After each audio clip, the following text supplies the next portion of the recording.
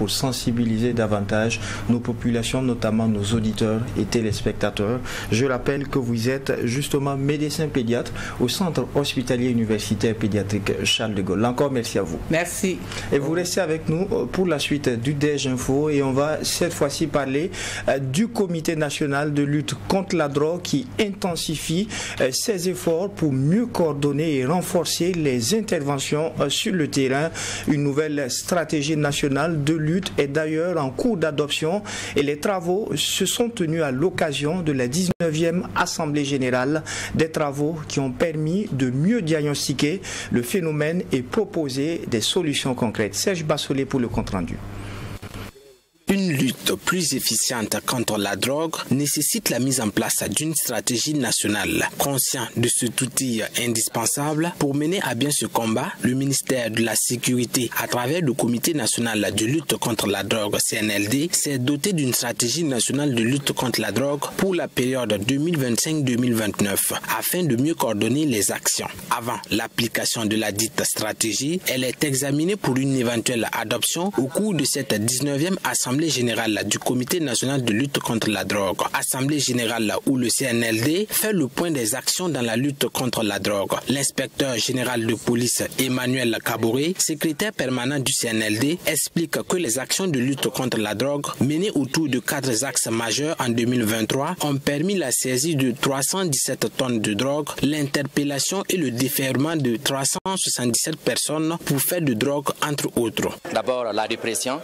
Eux, ils ont pu quand même saisir 317 tonnes de drogue de tout genre qu'on a pu saisir pour 2023. Et on a pu interpeller et déférer 377 personnes devant les tribunaux pour des faits de drogue. Alors, au niveau de la prévention, nous et les associations, nous avons pu toucher 80 000 personnes que nous avons pu toucher à travers le territoire, dans les écoles et autres.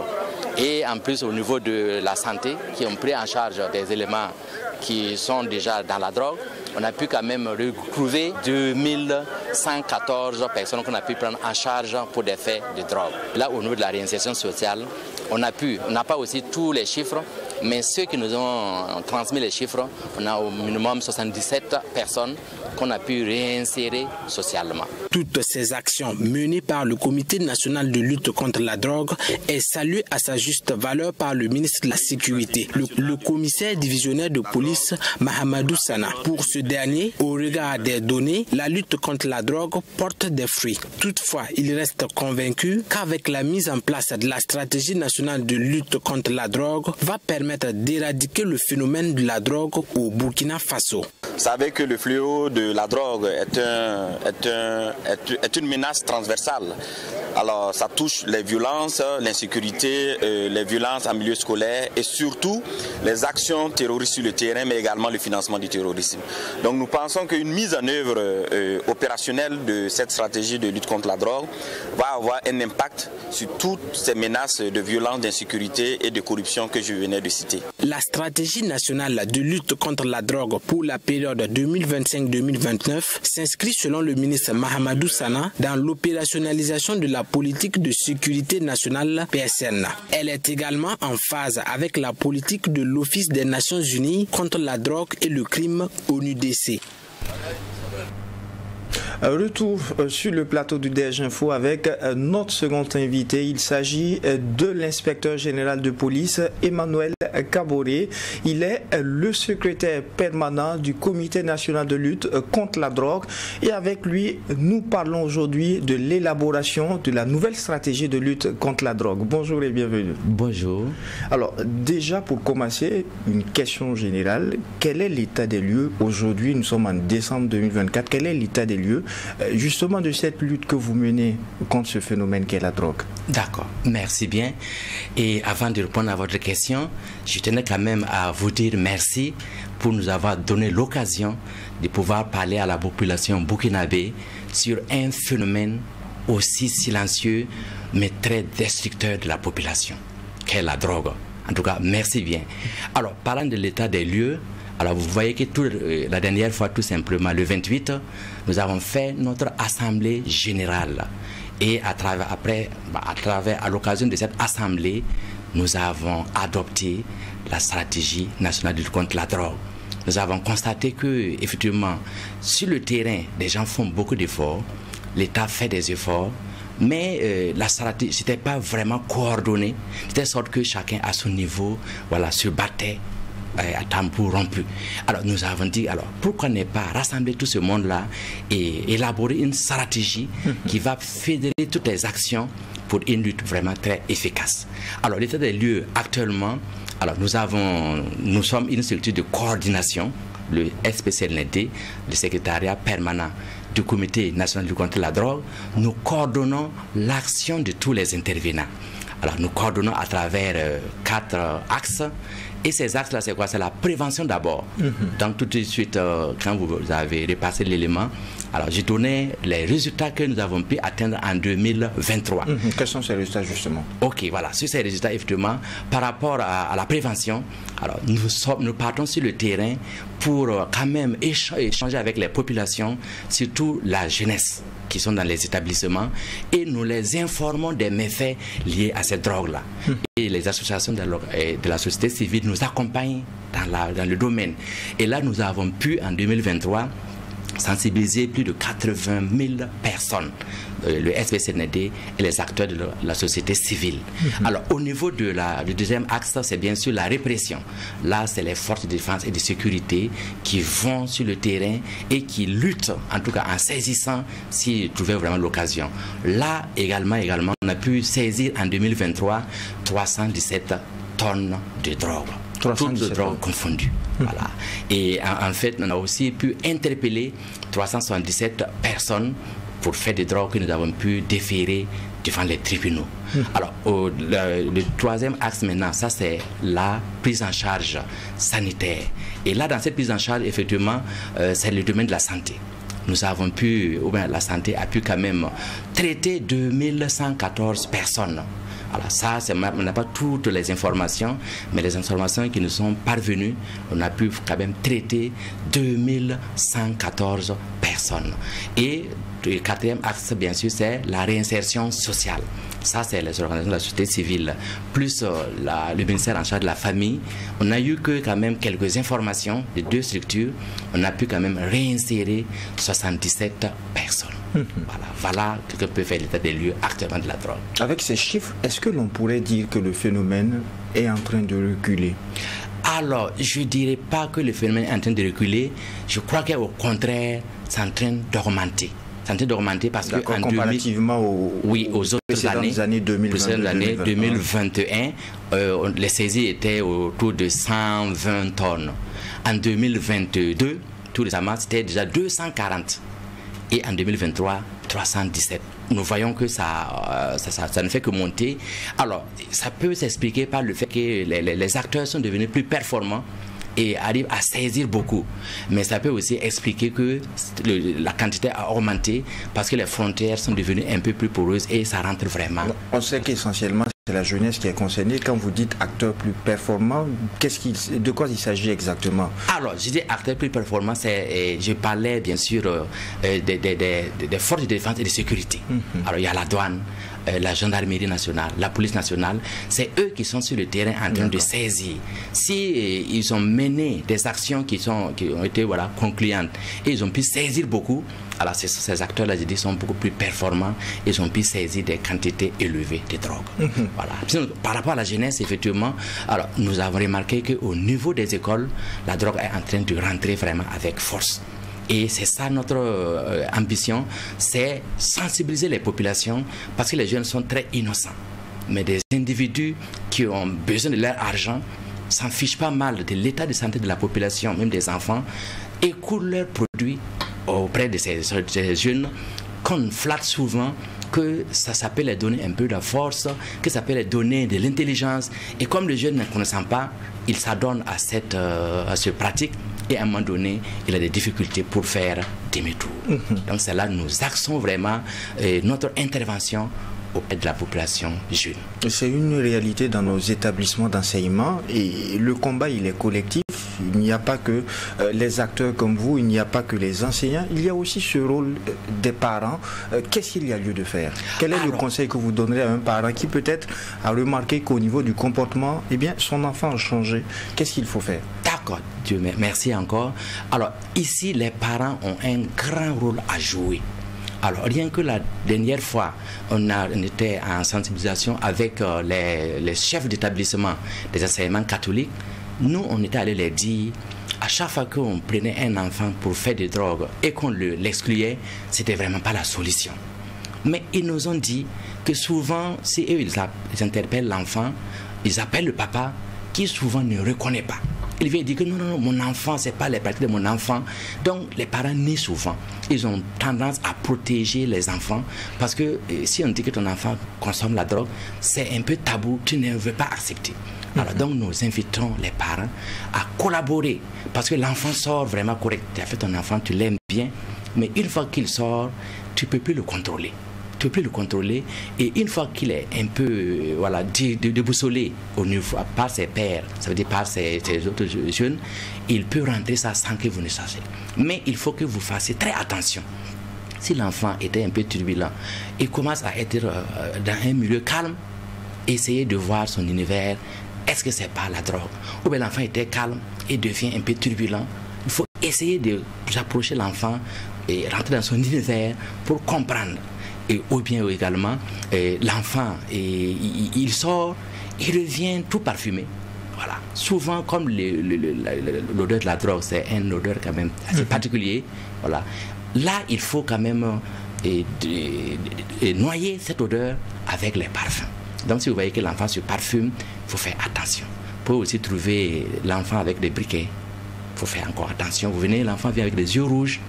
Il faut encore approcher l'enfant pour essayer de mieux comprendre et voir quelle est sa compagnie et vraiment l'approcher, être son ami et vivre dans son univers pour pouvoir mieux comprendre l'enfant. Conscient donc de l'ampleur du phénomène, quand on a suivi l'élément par rapport à l'Assemblée générale que vous avez tenue, vous avez décidé de passer à l'élaboration d'une nouvelle stratégie de lutte. En quoi va consister cette stratégie? Qu'est-ce qui change désormais? Ok, merci bien. Alors, comme je le disais, rentrer en matière, je disais que effectivement, le domaine de la drogue, le phénomène de la drogue, vraiment c'est tellement, et ça écume nos populations et les acteurs se sont organisés, chacun à ses niveaux, pour se battre, pour lutter, pour que, en tout cas, la drogue ne se propage pas. Mais cette lutte n'était pas assez coordonnée. Nous sommes une structure de coordination, c'est vrai, mais nous n'avons pas une boussole qui puisse nous amener à orienter la lutte dans une direction qui puisse vraiment aller au bout. Alors, cette stratégie, nous avons rassemblé l'ensemble des acteurs. Voilà, c'est élaboré et depuis 2023 qu'on a commencé l'élaboration de cette stratégie. Alors, le 2023, ça consistait au rapport diagnostic. Nous avons regroupé les acteurs, plus de 70 personnes à Koudougou, toute confession, hein, ça veut dire la population, la société civile, l'administration, et nous avons essayé de diagnostiquer, de trouver les problèmes liés à ce combat. Et nous avons pu valider ce rapport de diagnostic. En 2024, nous avons commencé bien sûr la formulation et c'est un travail encore holistique.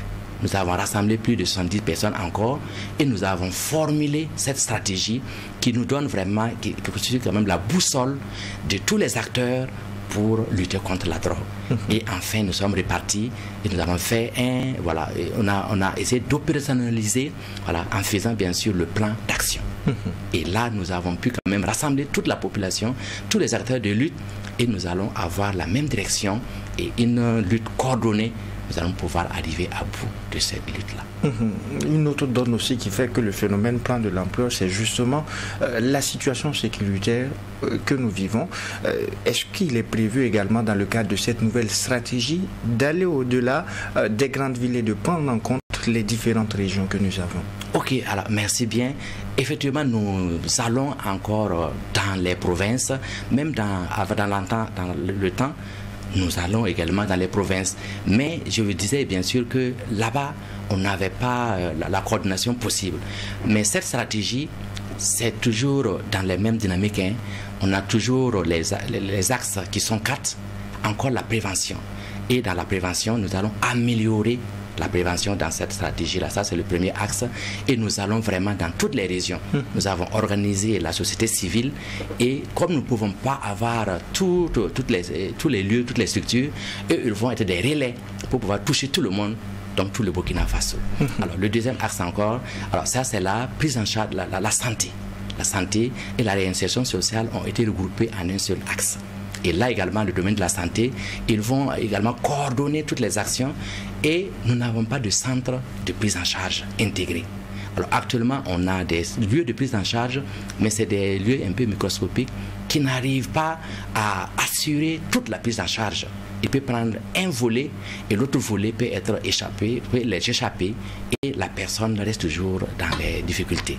Alors donc ce troisième axe, bien sûr, c'est la prise en charge médico-psychosociale et la réinsertion sociale. Donc, une fois que l'enfant, l'élément, ou bien le sujet qui est en collaboration avec la drogue rentre dans ce centre, il est pris en charge jusqu'à ce qu'il finisse et on le réinsère socialement avant qu'il ne puisse quitter le lieu. Donc ça, c'est une nouvelle trouvaille que nous avons pu trouver dans la stratégie. Et enfin, quatrième axe là, ça c'est juste la gouvernance. Alors, il nous faut des moyens pour pouvoir effectivement mener à bien notre lutte.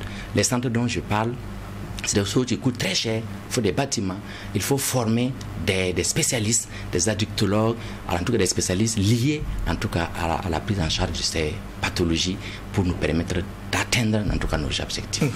En début d'échange, vous avez abordé la question liée de manière spécifique à l'aspect scolaire et j'ajouterai l'aspect aussi estudiantin. Qu'est-ce qu'il est prévu spécifiquement pour ces domaines-là au niveau de la nouvelle stratégie? Ok, alors, merci bien. Alors pour ces domaines, il y a les structures de la santé, non, plutôt de l'enseignement. Eux aussi, j'avais déjà élaboré leur stratégie. Bon, comme notre stratégie tardait un peu, beaucoup d'acteurs avaient déjà au niveau de l'enseignement, ils ont élaboré une stratégie. Au niveau universitaire également, ils ont élaboré une stratégie et nous avons pu fédérer ces stratégies et nous avons fait en une seule stratégie et nous allons en tout cas au combat renserré. Alors nous avons développé, ou bien nous allons plutôt développer des mécanismes pour aller dans les écoles, dans les universités et d'abord installer des cellules à l'interne pour pouvoir nous informer des faits qui pourront être liés en tout cas à la drogue.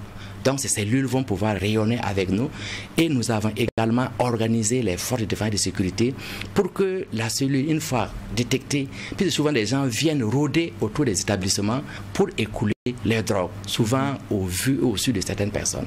Si nous sommes au courant, nous appelons les forces pour venir les cerner et les interpeller. Donc voilà la nouvelle en tout cas pratique que nous allons vraiment adopter pour assainir nos milieux. Voilà. Inspecteur, quand on parle de ces drogues, il n'y a pas que les substances que l'on connaît, que l'on voit généralement sur les médias. L'alcool est une drogue. Oui. Tous des établissements d'enseignement, on retrouve un certain nombre d'enceintes où on vend des alcools forts, ce qui constitue des drogues. Qu'est-ce qui est prévu pour cela? Ok, alors merci bien. Alors effectivement, je vais quand même revenir par rapport à la définition de la drogue. Alors la drogue, définie par l'UNICEF, est toute substance d'origine naturelle ou fabriquée dès lors qu'elle est absorbée par un être vivant, modifie une ou plusieurs de ses fonctions. En tout cas, modifie son comportement. Alors, donc, de cette définition, il découle en tout cas deux classifications définies par la loi. On a les drogues licites et les drogues illicites. Les drogues licites, c'est les drogues dont la production, la fabrication, le transport, la détention, la consommation sont autorisées, mais réglementées. Donc, je vais parler bien sûr de l'alcool, du tabac, du thé. Ce sont des drogues licites. Alors, c'est réglementé. Alors, deuxièmement, c'est les drogues dites illicites. Là, c'est les drogues dont la production, la consommation, la transformation, le transport et même la détention sont strictement interdits par la loi. Alors, effectivement, comme les drogues licites, l'alcool, c'est une drogue illicite, effectivement, nous voyons que c'est réglementé. Ça doit être vendu dans des endroits bien aménagés. Mais nous voyons c'est ce qui devrait être fait. Ce qui devrait être fait. Alors, mais nous voyons qu'il y a des drogues qui rentrent comme l'alcool, comme Vodi, Fax, etc. On va s'abstenir de préciser. Bon, de préciser. De toute façon, la loi a déjà condamné ça. Alors, nous voyons que ça arrive. Et les boutiques aux environs des écoles vendent ces produits et souvent au frais. Voilà. Donc, si bien qu'une fois que c'est vendu au frais, c'est seulement des chaises, ainsi ça devient en même temps un débit de boisson. Alors que c'est interdit, le domaine scolaire et universitaire, on ne doit pas installer un débit de boisson à moins de 400 mètres du mur. Mais actuellement, on voit même qu'à l'intérieur, il y en a. Donc, la stratégie, en tout cas, a donné une place très importante pour lutter contre ces boutiques qui sont aux abords des établissements et qui vendent ces types de substances que nous avons citées plus haut. Donc, il y a encore, en tout cas, des mécanismes qui vont nous amener, en tout cas, à assainir mieux nos structures, nos établissements scolaires. Alors, docteur, dites-nous, pour une telle stratégie, il faut des moyens conséquents pour accompagner. Est-ce qu'aujourd'hui, nonobstant les difficultés que l'on connaissait au niveau du comité de lutte contre la drogue, est-ce qu'aujourd'hui la donne a changé avec cette stratégie de manière à vous permettre de pouvoir aller beaucoup plus efficacement dans le cadre de cette lutte, pouvoir faire des actions de communication avec les médias par exemple? D'accord. Ok, merci bien. Alors effectivement, vous avez raison. La stratégie demande beaucoup de ressources. Et ce que nous avons élaboré, c'est en 5 ans, c'est l'horizon 2029. Mais ce que nous avons fait comme évaluation, c'est pour les 3 ans, parce qu'on a un plan triennal glissant. Et là, on a pu évaluer jusqu'à 9 milliards et demi que nous avons pu quand même évaluer. Et dans ces 9 milliards et demi, il y a l'État qui prend une partie déjà, qui est déjà un acquis. Pour les 3 ans, bien sûr, on a en gros 750 millions qu'on a pu quand même un acquis pour les 3 années. Alors, parmi évidemment ces bailleurs, il y a les partenaires techniques et financiers. Eux aussi, jusqu'à 600 et quelques millions, on a pu avoir des acquis. Et enfin, la plus grande partie, bien sûr, c'est des recherches de financement. Et là, nous sommes assez confiants parce qu'à chaque fois que les structures associatives partaient pour demander le financement, pour demander en tout cas des fonds, on leur disait que mais vous n'avez pas de référentiel. Alors le référentiel, c'est bien sûr la stratégie. Nous, en ayant cette stratégie, nous pensons que ça constitue un référentiel et les associations pourront aller avec les partenaires techniques et financiers et pourront en tout cas avoir un financement pour lutter efficacement contre cette drogue. Et comme vous êtes en train de nous accompagner, nous sommes sûrs que même nos populations, on a des partenaires qui pourront quand même nous accompagner pour quand même que ce phénomène puisse reculer, en tout cas d'un grand pas. Inspecteur, est-ce que vous avez un dernier mot à l'endroit des auditeurs et téléspectateurs? Ok, le dernier mot, alors c'est juste à l'endroit des parents, à l'endroit des jeunes. À l'endroit des jeunes, la drogue, c'est quelque chose qu'il ne faut jamais essayer. Il ne faut jamais essayer. En tout cas, une fois que tu commences à prendre, je pense qu'il y a des substances qui sont enregistrées par le cerveau. Et une fois que vous commencez, c'est fini. Vous avez beau vouloir quitter, non, vous ne pouvez que augmenter et augmenter. Donc, je conseille, même donne des conseils à mes jeunes frères, à mes enfants, il ne faut jamais essayer la drogue. Et aux parents, approchez-vous plus des enfants, suivez-les au niveau des établissements. Il faut aller voir comment, en tout cas, l'enfant suit son cours. Il y a des enfants, une fois à l'école, ils disent qu'ils vont à l'école, mais ils vont aller plutôt ailleurs pour faire autre chose. Donc, je demande aux parents d'être encore plus prudents et de surveiller les enfants très bien pour que au niveau des établissements scolaires également, puissent accompagner pour une réussite de cette lutte dans nos établissements. Merci à vous d'avoir accepté cette invitation du DG Info. Vous êtes inspecteur général de police, Emmanuel Kaboré. Et je rappelle également que vous êtes le secrétaire permanent du Comité national de lutte contre la drogue au Burkina. Avec vous, nous venons justement de parler de la nouvelle stratégie qui a été mise en place dans le cadre de la lutte contre ce phénomène. Encore merci à vous. Merci bien. Merci. Grandement merci à vous, auditeurs et téléspectateurs des médias leaders, True TV et Watt FM. Ainsi se referme ce deuxième numéro de la semaine du DEJ Matinal Info. En attendant de vous retrouver, Dieu voulant demain pour un autre numéro, non seulement portez-vous bien, mais aussi et surtout que Dieu bénisse le Burkina Faso.